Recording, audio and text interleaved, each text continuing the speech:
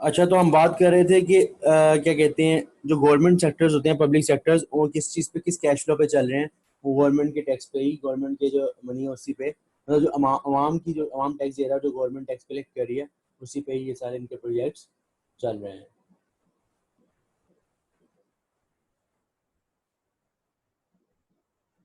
तो दूसरी बात ये है कि अब देखो, और गवर्नमेंट क्या करती है ज़्यादातर, वैसे जो अच्छी गवर्नमेंट होती है वो टैक्स को आगे इन्वेस्ट कर देती हैं, थोड़ा सा टैक्स, उसमें से जो रिटर्न आता है फिर उससे भी मुल्क चलाती हैं। अगर मुल्क कहीं बिजनेस कर रहा है, नॉर्मली मुल्क जो है बिजनेस करते हैं, ठीक है, और वहां से रिटर्न आता है आपको अच्छा, और रिटर्न के बदले वो मजीद ऑपरेशन एक्सपेंशन करते हैं, इंटीरियर पे काम करते हैं, एक्सटीरियर पे सब कुछ काम शाम चलता है मुल्क में।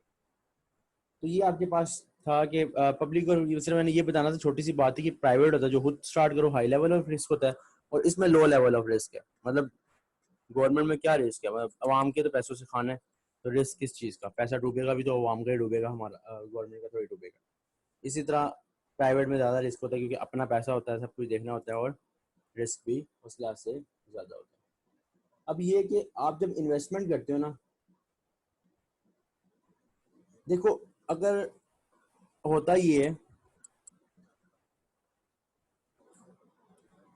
होता ये है कि देखो, अब देखो, जो होता है ना, ये बिजनेस जो टैक्स इन्वेस्ट करता है मुल्क, या उसके बाद जो पैसे इनकम होती है उसको मजीद इन्वेस्ट करता है ताकि रिटर्न आए और मुल्क चले। इसको इन्वेस्ट करने के लिए मुल्क मुंह उठा के नहीं कर सकता, एक गवर्नमेंट मुंह उठा के कहीं पे भी इन्वेस्टमेंट नहीं कर सकती। अगर किसी इन्वेस्टमेंट से लॉस हो गया, फिर लेने के देने पड़ गए, तो मसला हो जाएगा। जो मुल्क सरप्लस में जाना था वो मुल्क डेफिसिट पे चले जाएगा, मसला हो जाएगा। तो इस चीज के लिए क्या है कि जब इन्वेस्टमेंट की जाए, खास तौर पर गवर्नमेंट की इन्वेस्टमेंट, जो टैक्स की इन्वेस्टमेंट, जो जिससे आपने अपने गवर्नमेंट के operation, public businesses, public sectors चलाने हैं, उसकी इन्वेस्टमेंट के बारे में ना तीन प्रिंसिपल्स हैं। तीन प्रिंसिपल की तीन रूल्स फॉलो जरूर करने हैं। प्रिंसिपल वन, कि जो डिपॉजिट जहाँ पे आपने करवानी है ना, अपनी इन्वेस्टमेंट, जहाँ जिस भी बिजनेस में डिपॉजिट करना है, वो आपका सिक्योर होना चाहिए। ये ना हो कि आप कहीं डिपॉजिट कराओ और कोई अगला लूट के ले जाए पैसे आपके, मतलब गवर्नमेंट के पैसे कोई लूट के ले जाए, या कोई इशू हो जाए। वो सिक्योर किस्म की इन्वेस्टमेंट होनी चाहिए, ठीक है। दूसरी बात, प्रिंसिपल टू ये है कि अगर आपने कहीं इन्वेस्टमेंट कर ही दी है,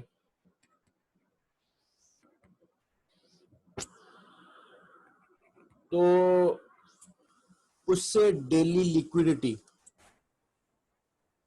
डेली का कैश जनरेट हो, मतलब लिक्विडिटी इतनी हो कि डेली कैश से आपकी जो नीड्स हैं, मतलब आप कह लो कि डेली या रेगुलरली इतना कैश निकला है कि बिजनेस के ऑपरेशंस चलते रहे। ये ना हो कि आपने इन्वेस्टमेंट की, ठीक है, और 10-10 साल तक आपको वो इन्वेस्टमेंट से रिटर्न ही नहीं आ रहे। वो कह रहे हैं अभी हम प्रोजेक्ट कर रहे हैं, कर रहे हैं, कर रहे हैं, कर रहे हैं, डैम डैम वगैरह के लिए पैसे चाहिए, चाहिए, चाहिए, चाहिए, लेकिन कोई नीड पूरी नहीं हो रही। तो इस तरह इन्वेस्टमेंट जो है वो डेली अगर है, तो उससे आपकी जो पैसा जनरेट करे या कोई कारोबार में इन्वेस्ट करे, तो उससे आपकी ज़रूरियात भी पूरी हो। ये ना हो कि बस पैसा इन्वेस्ट कर दिया पर ठीक है इन्वेस्टमेंट, और आगे से रिटर्न का कुछ पता ही नहीं है। तो ये देखना पड़ता है, ठीक है। उसके बाद जब ये दोनों हो जाए, तो तीसरा प्रिंसिपल ये कि जब ये दोनों, ये तीसरा प्रिंसिपल उस सूरत में करना है कि जब पहले तो फॉलो हो जाएंगे, आपने, आपको लगा कि डिपॉजिट भी ठीक है, नीड भी पूरी हो जाएगी। अब आपने देखना है कि इन्वेस्टमेंट जो है ना, हम कैसी जगह इन्वेस्टमेंट डालें कि हमें जो रिटर्न है वो हाईएस्ट पॉसिबल रिटर्न मिले। सबसे पहले रिटर्न के पीछे भागना है, हाईएस्ट के पीछे पहले नहीं भागना। हाईएस्ट पॉसिबल यील्ड, यील्ड का मतलब कि रिटर्न, ये ना पहले अपने देखने की, यार चलो कम से कम हमारी नीड ही पूरी हो जाए, कि इतना हो गया हम वहां पे इन्वेस्टमेंट करें, थोड़े बहुत पैसे आ जाए हमें, ठीक है। फिर उसके बाद आपने जाना प्रिंसिपल थ्री की तरफ, कि कोशिश करनी है कि इन्वेस्टमेंट को वहां से निकाल के किसी अच्छी जगह इन्वेस्ट करना है जहाँ से हमें हाईएस्ट मिल जाए। लेकिन ये नहीं कि पैसा ऐसे ही पड़ा हुआ है और इन्वेस्ट कर नहीं रहे, बिजनेस चल नहीं रहे, तो और कहो कि यार इकोनॉमी जो है ना डाउन जा रही है। तो ये कुछ सीन है कि आपको बिजनेस चलाने के लिए, मुल्क चलाने के लिए, जो फाइनेंस हमारा डिपार्टमेंट है, उन्हीं का, उनका काम यही होता है। जैसे हमारे मुल्क का भी तो फाइनेंस डिपार्टमेंट, फाइनेंस मिनिस्टर है बैठा हुआ है, फाइनेंस डिपार्टमेंट है हमारे मुल्क का भी, ठीक है। तो वो उनका क्या काम है, उनका काम है मुल्क की फाइनेंस देखना, मुल्क किस तरह रिस्क पे चल रहा है उस रिस्क को देखना। तो अगर यहाँ पे अच्छा काम किया जाए तो फाइनेंस को मैनेज करके इकोनॉमी को बेहतर किया जा सकता है। लेकिन डिपेंड करता है कि इकोनॉमी को बेहतर किया जाए। ठीक है, इसके बाद हम पढ़ने लगे हैं, अब हम जो टॉपिक पढ़ने लगे हैं उसका नाम है कैश हैंडलिंग।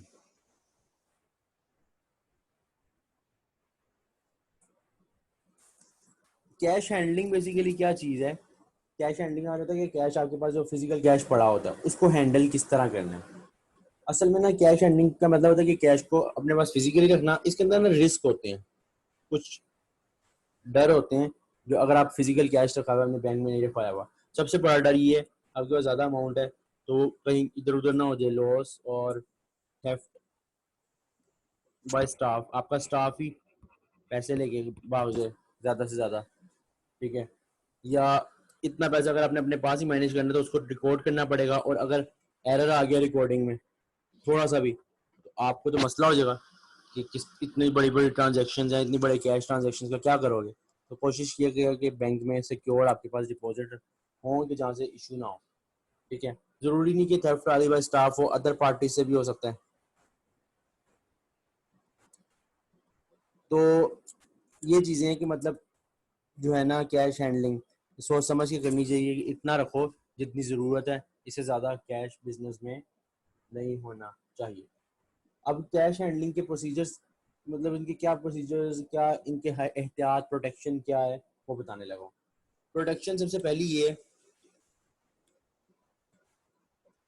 कि जब आपने कैश मंगवाना है, क्योंकि ज़रूरी थोड़ी है कि हर बंदा आपको, अब एक बंदा जिसका बैंक अकाउंट नहीं है उसने आपको पैसे डायरेक्ट भेजने हैं तो अब उसको तो भेजने पड़ेंगे, अब उसने ज़्यादा अमाउंट भेजनी है तो कोशिश करो कि किसी बंदे के हाथ आने की बजाय receive your cash in post.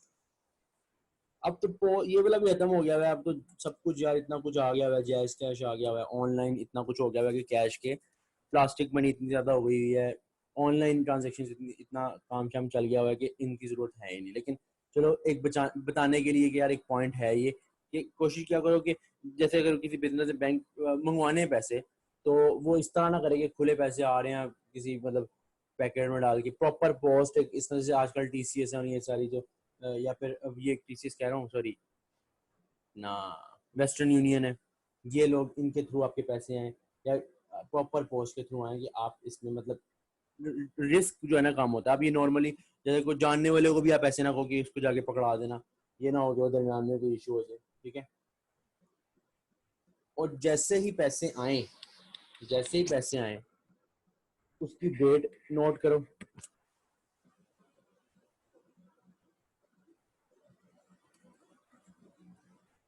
ठीक है, और उसको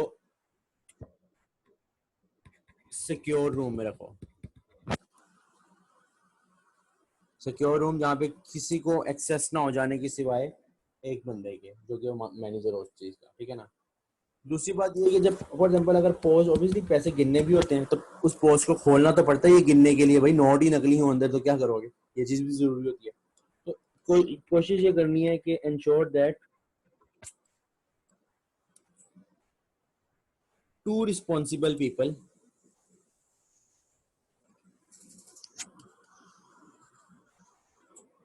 ओपन द पोस्ट। मतलब देखो यार मैं आपको बताता हूँ, मैं अकेला एक चीज़ कर रहा हूँ, अकेले मुझे पता है भाई जिधर ये तो हम मुसलमान है तो हमारे मतलब अगर एक एज अ मुस्लिम हमें पता होता है कि यार भाई हम अकेले नहीं है, हमारे साथ रब भी है तो हमें जरा जो है ना बाज रहना चाहिए उल्टे कामों से। तो लेकिन अगर फॉर एग्जाम्पल ईमान का बेड़ा करके यकीन ही नहीं है, बस ठीक है अकेला बंदा क्या सोचेगा, अकेले बंदे के दिमाग में शैतान ही होगा ना। अब वो पैसे मिले उसे, ठीक है, पैसे दे के उसका दिमाग खराब हुआ, वैसे नॉर्मली मतलब रिसीव करने वाले बंदा कोई बड़ा बंदा नहीं होता, नॉर्मल बंदा होता है। अब रिसीव करने वाले को ये नहीं होगा कि बहुत बड़ा। अब आया पैसे और पैसे थे भाई कोई अपना 30-40 लाख रुपए, ठीक है ना, 40 लाख रुपए, ठीक है, कैश रिसीव हुआ। अब एक बंदा होगा उसकी नीयत वहाँ खराब हो सकती है, ठीक है, वो भाग गया, कोई उसे पकड़ने वाला नहीं है, कुछ पता नहीं।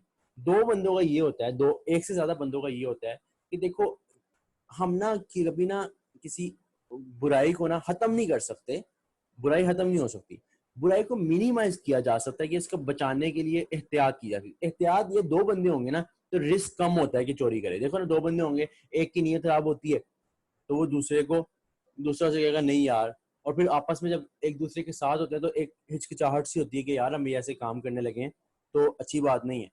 और दूसरा अगर पहले की नीयत खराब होती है तो दूसरा बचा ले, दूसरे की खराब होती है पहला बचा ले, अगर दोनों की खराब है फिर अल्लाह फिर माफ करे, फिर वो क्या कहते हैं, अब वही बात है ना कि रिस्क जो है ना उसको मिनिमाइज किया जा सकता है, खत्म नहीं किया जा सकता। तो रिस्पॉन्सिबल 2 बंदे होने चाहिए कम से कम जो पैसे पोस्ट खोले। उसके बाद जैसे ही आपके पास पैसे आए उसको रिकॉर्ड करो उसी वक्त, वेट ना करो कि यार कल सुबह रिकॉर्ड कर लेंगे, बाद में रिकॉर्ड कर लेंगे। जैसे ही आपको कैश रिसीव हो आप उसको इमीडिएटली रिकॉर्ड करो, ताकि आपका जो कैश फिजिकल कैश है उसमें कोई डाउट ना हो। उसके बाद segregation of duty. Segregation of duty is one of the most important word or term which will going to study in ACCA. Segregation of duties का मतलब होता है ड्यूटीज को सेग्रीगेट डिवाइड कर देना। मैं आपको छोटी सी एक बात बताता हूँ। फॉर एग्जाम्पल मिस्टर ए ने मुझे पैसे भेजने थे, मेरा बिजनेस है यहाँ पे, ठीक है, लाहौर में। मिस्टर ए बैठे हैं कराची में, कराची से मिस्टर ए ने भेजे मुझे अपना पोस्ट के थ्रू, और पोस्ट के थ्रू वो तकरीबन आया वेस्टर्न यूनियन में।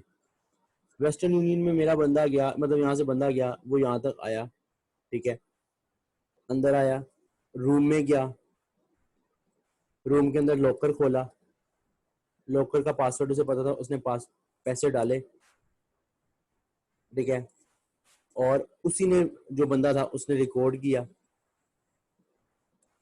और बात खत्म हो गई। ये सारी ड्यूटी में जब पैसे आ गए उसके बाद सारी ड्यूटी किसने की? मेरी बिजनेस की, एक ही बंदे ने की है। ये कभी ना करो, एक बंदे को कभी ड्यूटी ना दो, हमेशा बंदों की डिवीजन करो। इससे हमेशा क्या होता है, पैसे के घूमने के चांसेस कम होते हैं। फॉर एग्जांपल बताता हूँ, जो वेस्टर्न यूनियन से रूम तक लाने वाला बंदा है, ठीक है, वो और हो कोई और हो, रूम में आया, ऑफिस में आया, ऑफिस में 2 बंदे बैठे हों जो कैश खोल के गिने, तीसरा बंदा उसकी रिकॉर्डिंग करे, चौथा बंदा उसको लॉकर में लेके जाए और लॉकर का पासवर्ड सिर्फ चौथे बंदे को पता हो। बस यहाँ पे क्या हुआ, 4 बंदे डील कर रहे हैं सिवाय एक के। एक जो है ना शुरू से लेके एंड तक होगा, उसकी नीयत भाई कभी भी खराब हो सकती है। वो फॉर एग्जांपल लिख दे यहाँ पे कि 1 लाख रुपए आए हैं, ठीक है ना, और लिखिए 1 लाख आए हैं, असल में मे बी 1.5 लाख आए हो, और लोकल में 1 लाख रखे, रिकॉर्ड में लिखे 1 लाख। अब जब ऑडिट होगा तो वो तो यही है कि भाई रिकॉर्ड में जब 1 लाख है और यहाँ पे 1 लाख है, ऑडिट में लगेगा बिल्कुल ठीक है। लेकिन कल को जब प्रॉपर ऑडिट होगा, जब देखा जाएगा पैसे आए कहाँ से थे, पूछा जाएगा उनसे, ऑडिट में आपके परचेजर या सेलर से भी बात की जाती है, मिस्टर ए से, मिस्टर ए कहेगा मैंने 1.5 लाख भेजे, वो कहेगा भाई नहीं 1 लाख ही भेजे थे, आप लोग रिकॉर्ड देख लो। अब रिकॉर्ड भी उसी बंदे ने बनाया होगा। जैसे फॉर एग्जाम्पल बंदा कहता है कि भाई कहाँ, जैसे पुलिस वालों के पास जाओ, पुलिस वालों ने पकड़ लिया, भाई आपको इस पर 2,000 चलान होगा, भाई कहीं लिखा ही नहीं हुआ, भाई हमने बनाया। मतलब ये क्या बात हुई, सजा भी आपने देनी है और बनाया भी, कानून भी होती बना लिए, कानून पे बना भी होती लिए और उस पर सजा भी होती दे रहे हो, तो ये क्या बात है। तो अब ये तो मतलब किसी किताब में नहीं लिखा। तो सीन ये है कि देखो, जो बंदा रिकॉर्ड कर रहा है वो बंदा ये ना करे कि लॉकर भी उसके हाथ में हो, या जो बंदा रिकॉर्ड कर रहा है उसी के हाथ में गिनना भी हो, या जो बंदा रिकॉर्ड कर रहा है वही लेके। तो segregation of duty, division of duties is most important part of the business, जिससे आपके काफी रिस्क कम हो सकते हैं। आपको हर ऑपरेशन एक ही बंदे के हाथ नहीं देना चाहिए, कोशिश करनी चाहिए सेग्रीगेशन ऑफ ड्यूटी करें। और सबसे बेस्ट चीज ये है कि जैसे ही पैसा है, सबसे बेस्ट है, मतलब जिसमें पैसा डूबने का खतरा है ही नहीं। आपके पास यहाँ वेस्टर्न यूनियन पे पैसा आया, आपका बंदा गया और डायरेक्ट बैंक में जाके जमा करवा दिए पैसे, वो फिजिकल कैश रखा ही नहीं। इसे बोलते हैं कि prompt banking, ensure prompt banking की। जैसे ही पैसा आया उसे जल्द से जल्द बैंक में रखवा दो। उससे क्या होगा, बैंक में जाके वो हो जाएगा, रिकॉर्ड हो जाएगा।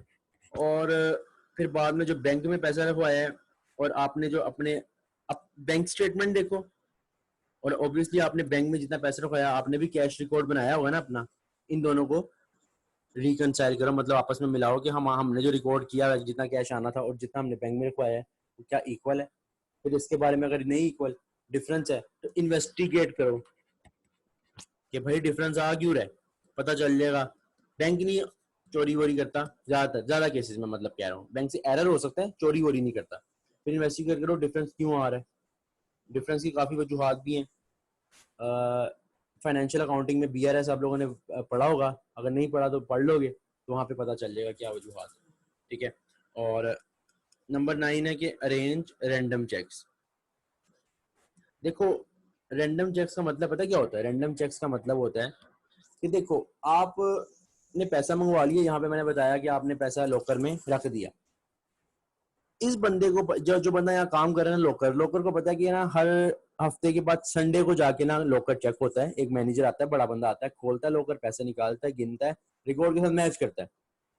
लॉकर को पता है संडे को आता है, लॉकर ने कहा कोई नहीं है रे यार, संडे को तो आता है, मैं सैटरडे नाइट को ना एक दफा में पैसे सारे इकट्ठे रख दूंगा।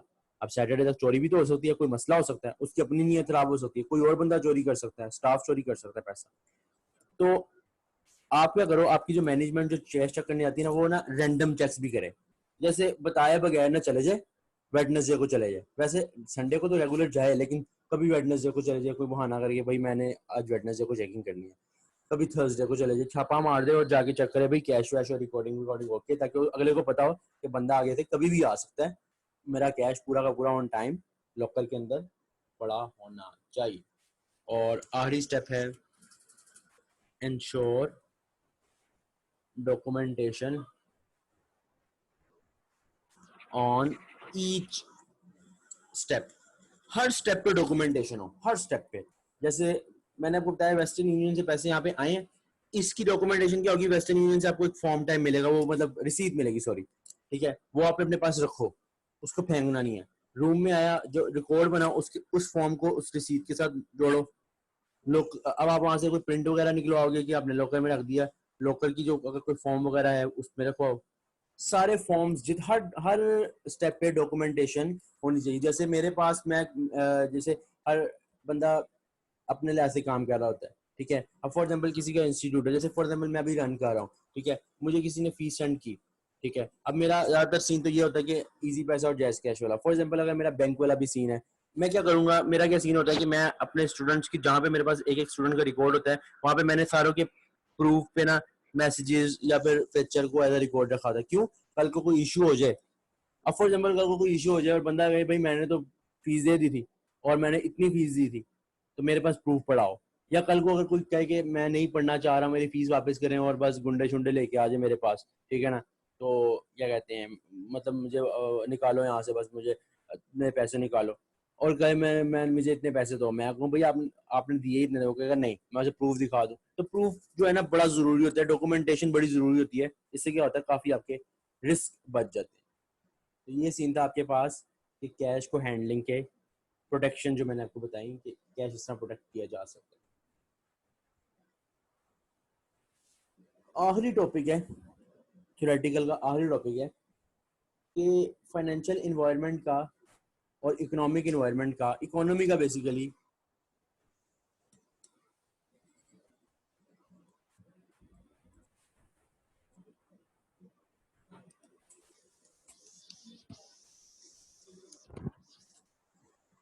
impact of in economic and financial environment on management of cash, on cash management. Cash management पे क्या फर्क पड़ता है अगर आपका इकोनॉमी की वजह से, फाइनेंशियल की वजह से? सबसे पहली चीज इंटरेस्ट रेट। चार फैक्टर्स हैं हमारे यहाँ पे। इंटरेस्ट रेट, इंटरेस्ट रेट कैसे फर्क करती है? देखो हमने इंटरेस्ट रेट पढ़ा था क्या, किसके वक्त? लोन के वक्त। जब आप लोन लोगे, मैंने आपको कहा था ना कि आपको उस पर इंटरेस्ट देना पड़ेगा। अब आपने लोन लिया और आपने कहा कि फिक्स इंटरेस्ट नहीं है, जितना कल को होगा। अब आज आपने 6% पे लोन लिया, कल को पता चला 13% हो गया, अब आपको 13% देना पड़ेगा। तो ये क्या है, इससे क्या होगा, कैश आपका सारा का सारा मैनेजमेंट हिल जाएगी। तो इस चीज को मैनेज पहले करके रखना है, चीजें पहले, फिर फिक्स निकलवा लो, या वो जो मैंने बताया था ऑप्शन डिपॉजिट की एक बीच वाली अमाउंट होती है वो निकलवा लो, उससे फिक्स देते रहो, ये सीन होता है। दूसरा होता है एक्सचेंज रेट। एक्सचेंज रेट अभी हमने पढ़ा थोड़ी देर पहले कि आपने इंपोर्ट एक्सपोर्ट करनी है, अब क्या है, करेंसी का फर्क आता है ना, कि आपने 100 रुपए की चीज मंगवाई $1 की, और कल को 150 का डॉलर हो गया, अब आपको 150 भेजने पड़ेंगे। तो ये फर्क आएगा, इससे आपकी कैश की सारी मैनेजमेंट हिल जाएगी, कैश का सारा आपके बिजनेस के हिसाब से हिल जाएगा। तो आपको फिर इसको मैनेज किस तरह करना है, ये भी ट्रेजरी डिपार्टमेंट का ही काम होता है, ठीक है। लेवल ऑफ टैक्सेशन, जैसे एक हुकूमत थी और उसमें लेवल ऑफ टैक्सेशन और था, अगली हुकूमत आई, उसने टैक्स बढ़ा दिया फॉर एग्जांपल, ठीक है ना। तो जहां पे आप 1 लाख पे 20,000 टैक्स दे रहे थे, अब आपको 30,000 देना पड़ रहा है। आपने पहले का तो यही प्लान किया हुआ ना 4-5 सालों में कि हम 20-20,000 ही देंगे, पता चला 30 हो गया, तो नुकसान हो गया। हो सकता है टैक्स कम हो जाए, रिलीफ मिल जाए कोई गवर्नमेंट की तरफ से, फायदा भी हो सकता है, कैश हिल जाता है, मतलब कैश बैलेंस हिल जाते हैं। और चौथी चीज, आखिरी चीज है इन्फ्लेशन, महंगाई। महंगाई क्या होती है? Basically time value of money, हमने पढ़ा था ना कि टाइम के साथ साथ वैल्यू ऑफ मनी कम हो जाती है इन्वेस्टमेंट अप्रेजल में, ठीक है। तो इससे क्या होता है कि आप, फिर वहां पे मैं क्या करता था कि पहले लगाओ उस पर डिस्काउंटिंग का फॉर्मूला, फिर देखोगे आपको आपको बिजनेस फाइनेंशियली सपोर्ट कर रहा है, कल को आप कर सकते हो मैनेज, के नहीं कर सकते। अगर आप नहीं लगाते टाइम वैल्यू ऑफ मनी तो फिर मसला हो सकता है, कल को आपको लगेगा कि मैं 1 लाख कमा रहा हूँ, लेकिन वो कल का 1 लाख होगा, मे बी आज का वो 60,000 हो या 70,000 हो। तो ये चीज भी, इन्फ्लेशन भी कैश को हिला सकती है। ये 4 फैक्टर्स से, इकोनॉमिकल और financial, interest rate, exchange rate, level of taxation और इन्फ्लेशन। ये था हमारे पास कैश का सारा थ्योरेटिकल पोर्शन। यहाँ पे हम करते हैं कैश का थ्योरेटिकल पोर्शन